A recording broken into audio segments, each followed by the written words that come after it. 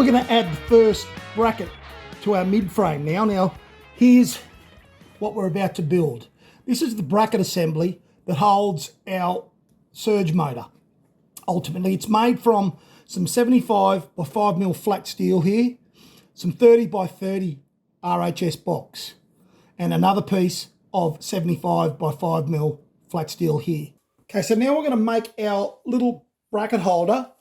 Okay, this will be for our surge motor, all right? We're going to make this bracket up now. We're going to have this set up so that it can be removed from the mid-frame. So if we ever want to take our uni-joint trolley rail carriage off, it's easy to take off because we'll be able to remove this. It's going to be a lot easier to be able to remove this than having to pull that trolley rail carriage apart to remove it. And trust me, you'll find out when you set this up, it does take some time to get those trolley rails set up, level, and running properly on the rails. So we're going to make this so then we can just take that carriage straight off without having to pull it apart. And to do that, we'll need to make sure that we can remove this bracket from the mid-frame so it doesn't interfere. We already know we can remove our traction loss axle to get it out of the way. So you'll need some 75 by 5mm flat. You'll need to cut it at 150mm in length, all right? So before we get any marks in and any punching done for where our holes are going to be drilled in any of the plate that we're using, we're going to get it cleaned off completely with our sanding disc, okay? Get all the mill scale off this so that it's nice and shiny, so then it can take our paint when it's time to paint, all right?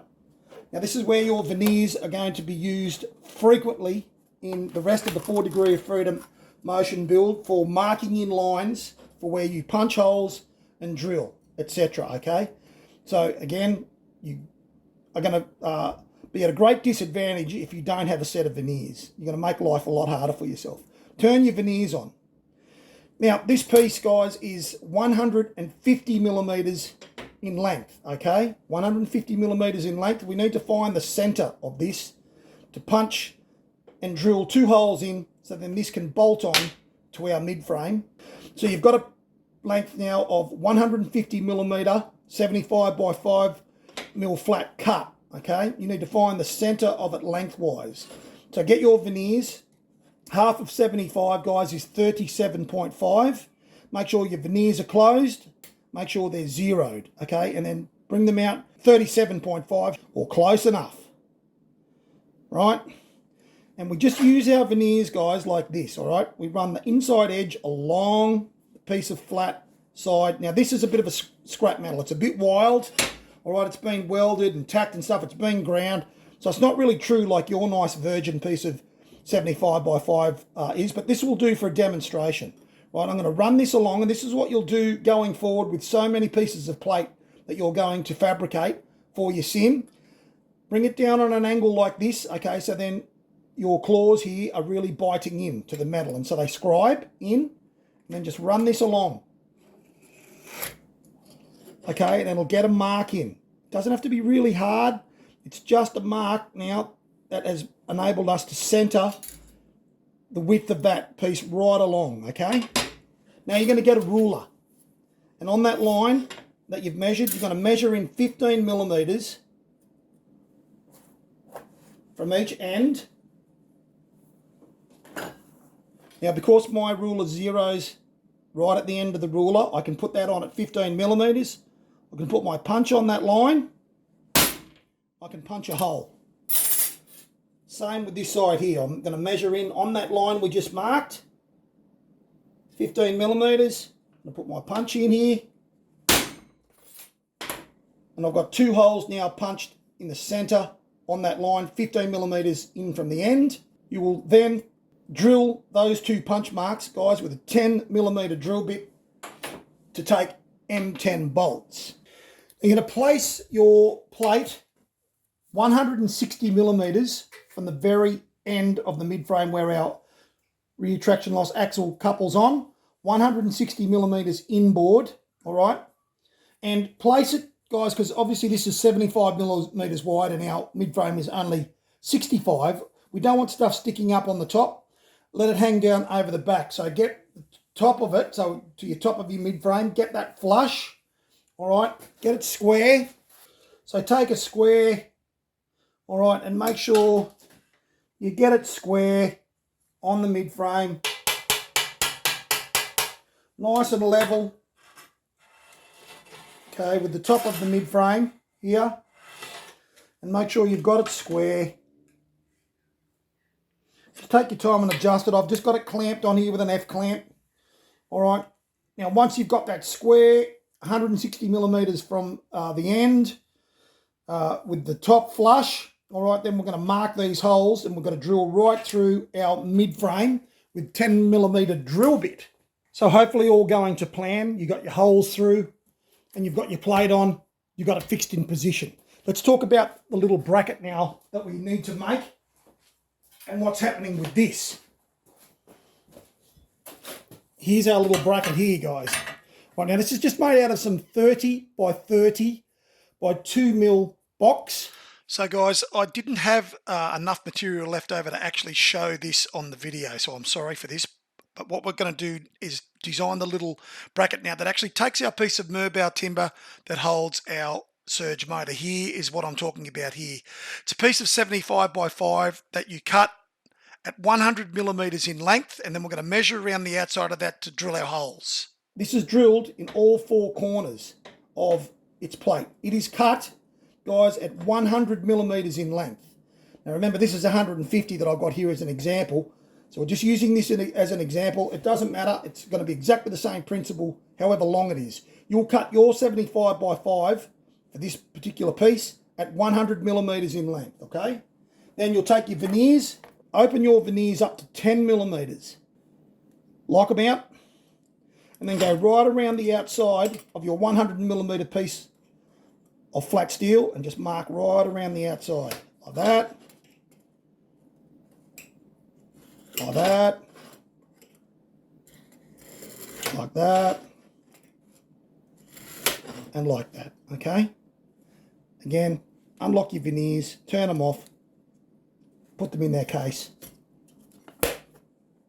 keep them safe.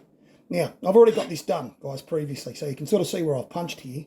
Then you'll just go around the outside, guys, of your 100 millimeter 75 by 5, and where those lines intersect at those points, punch them where they intersect, and then you will drill those holes, guys, with an 8 millimeter drill bit for M8 bolts. And then you'll weld that plate on flush with the very top of the bracket here, okay? Flush on the top.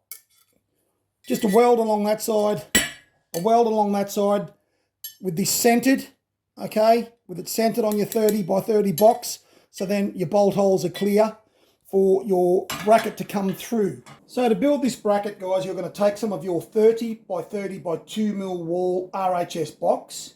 You're going to take a length of that and you're going to measure out 2 sections. You're going to measure one length of 180 millimeters.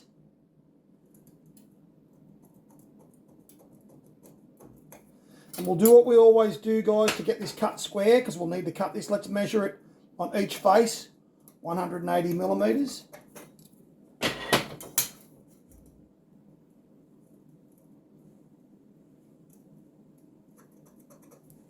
Bloody mozzies.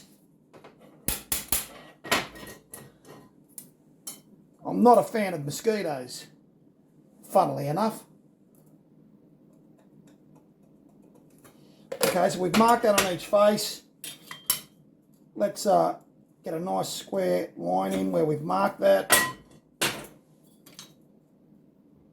I'll go through cutting this on each face with you guys so you can see how to get a nice square cut on a piece of box, for example. Similar to what we did with the mid-frame, but we never actually went through cutting that, so I'm going to do that with you guys. So there's that one. Right, and then from that mark, measure 115 millimeters. Do exactly the same thing. 115. Get a mark in. Ha! That mozzie, he is being elusive. 115. But it's, yeah, so I marked that one wrong. I marked that at 125. So I've come back around here. This is what happens when you get distracted by mosquitoes. So 115 from that mark, 115, 115, 115 to this face. I can tell straight away there's an indiscrepancy because the end of this is not square. But we don't need to worry too much about that because the doctor's all over it like a fat lady on a cupcake.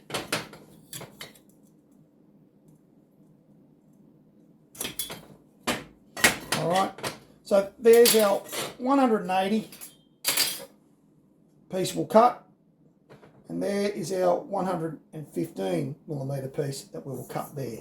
So you'll take your piece of 30 by 30 by 2 mil box that we've marked at 180 and 115, and you're going to cut through those lines you've marked on each face to get this nice and square and cut these pieces off. Now what you're going to do, guys, is when you put your angle grinder on to cut this, you're not going to cut straight on the line, okay? You're going to cut at this side of the line, okay? So then you're not losing material this side by cutting right on the line. So you're going to cut on the inside, or if you like, sorry, on the outside of your lines with your angle grinder, and you'll cut through these two sides that you can see the lines for, okay? And then we'll turn it over and then we'll cut through the other side, so then we are cutting on our lines the whole time.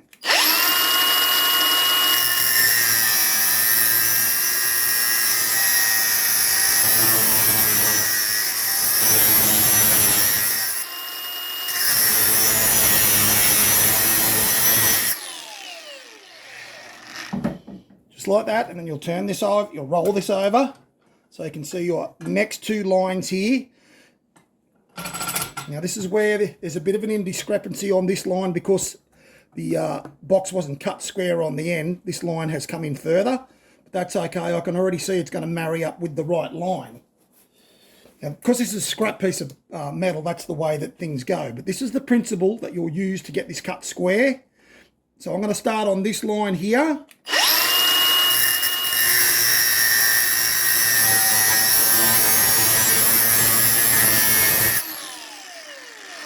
Now we've taken any compression that could possibly happen to grabbing our blade off, okay? Because now we're cutting down the side here.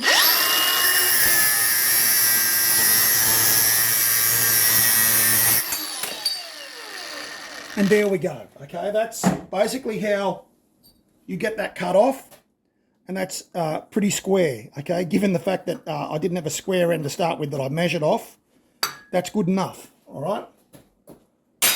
Back over on the bench, and then our 115 millimetre piece, exactly the same deal.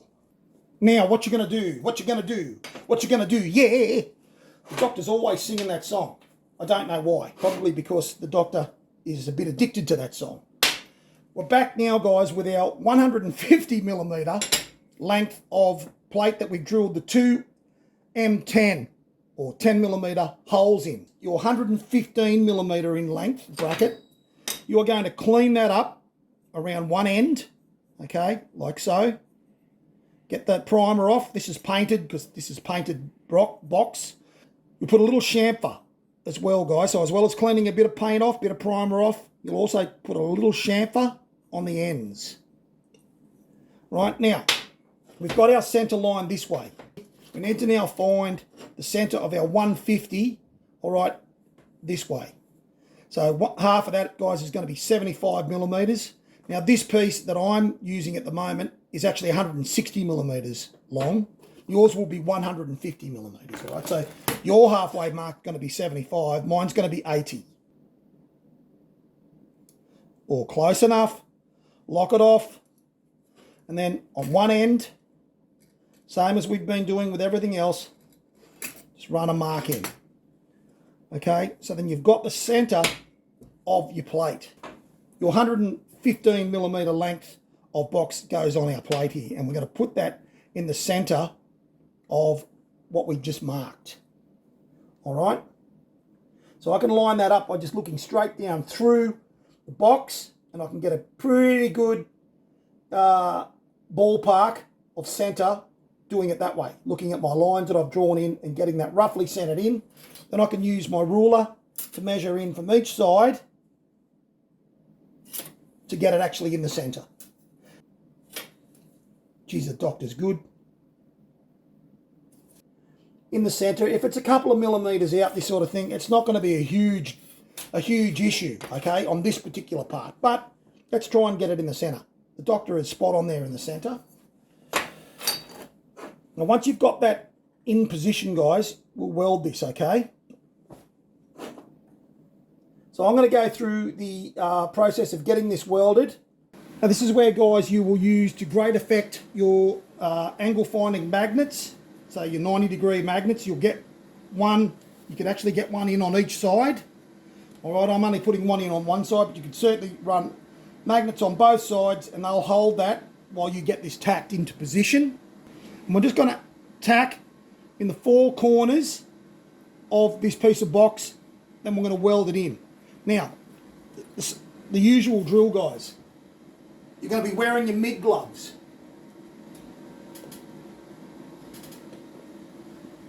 You're going to be wearing your helmet. You're going to have plenty of ventilation. I've got my little fan. Right, I've just turned it on. It's on my bench really close to the workpiece. And so this is going to blow the fumes, etc., away from where I'm working.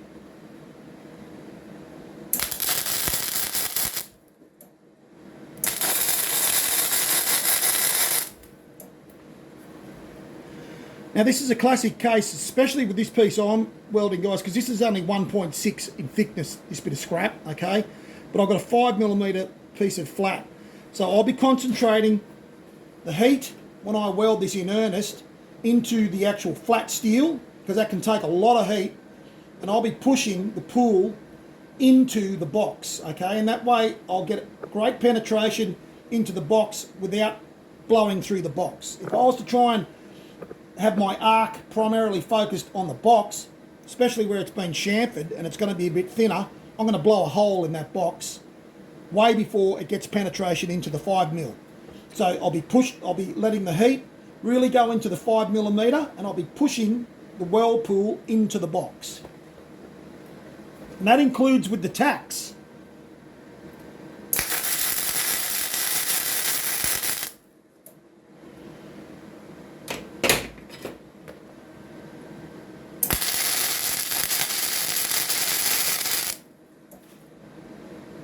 Okay, now you can take your magnet away so you don't cook it. Now we can get some weld in earnest along here, concentrating the heat, as I said, guys, into the plate, into the box. Now you've got thicker box, you've got 2mm box, but the same principle applies, okay?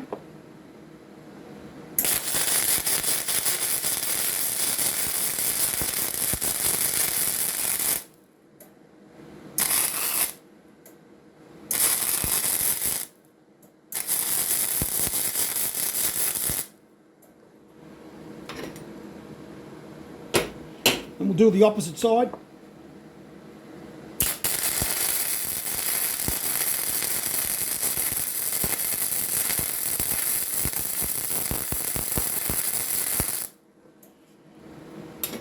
Okay, so you can see what I'm doing there, guys.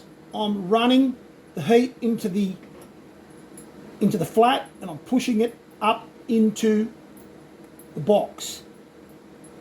This side here, guys, you could hear, I heard I did actually blow into the box. I wasn't quite going fast enough. You can see that one's perfect, all right?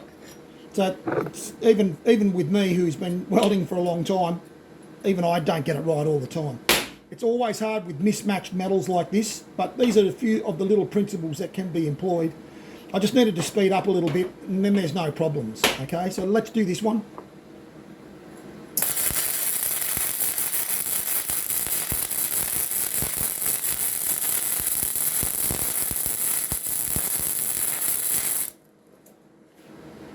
And then that time, no problems. And then etc, guys, you'll do each side like that. This one here where I've blown through a little bit, I'll just clean that up, okay? And this is what you'll do when you blow through your metal. And believe me, guys, you're going to do it as you're learning. You're going to do it even more so than I do it.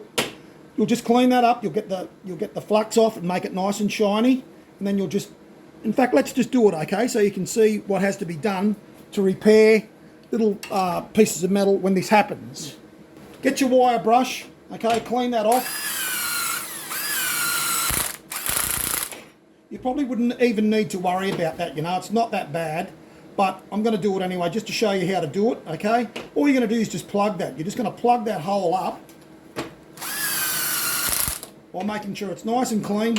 What I'm going to do, guys, to do this, to fix this hole, I'll employ a rotary action with my welder, with my gun here, okay? The way I'll manipulate this bit of wire, so then it sort of goes around, and I'll just do it in little bursts, okay? If I try and do it for too long, I'll just keep melting into the thinner box. Remember, this is only 1.6, so it's very thin, and I've got my welder pretty high. So this is what we'll do.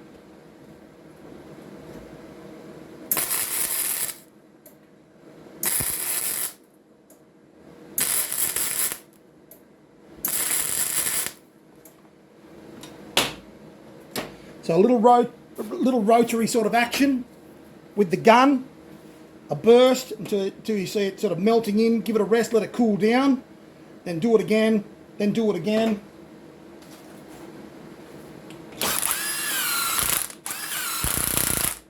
And that will fix up the little hole that you put in. Okay, so that's that piece on, okay? Again, guys, you're going to have beading that you're going to have to clean up. Let's get the flux off this.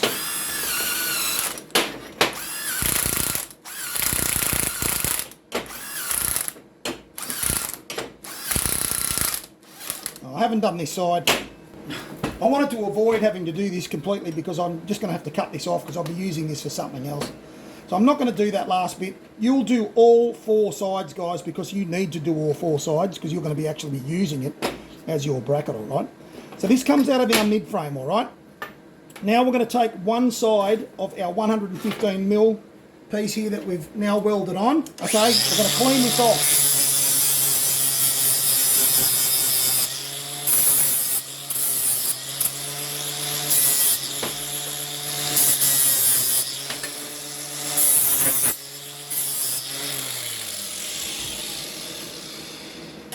You're just going to clean one side off on the lengthways, okay? Not like that, okay? With it sitting like that, like it's going onto the mid frame. Your 180mm piece, guys, that's going to weld on here. So now, guys, you'll take your 180mm length of 30 by 30 by 2, and on one end, you're going to clean this up.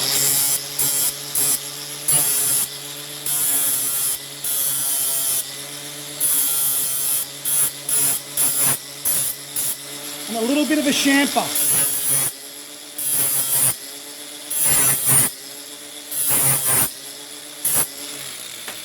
On each corner.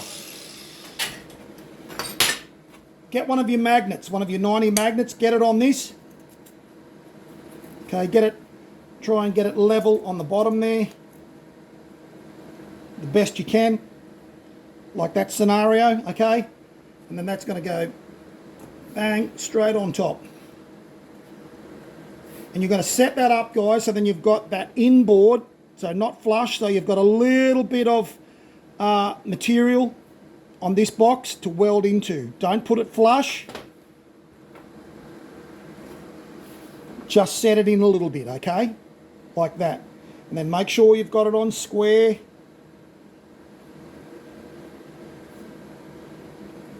Right, make sure it's on evenly on the sides. All right, so it's not offset. Make sure it's on and square. And just look at that and get it on. And then we're going to do exactly the same thing, guys. We're just going to weld in each corner.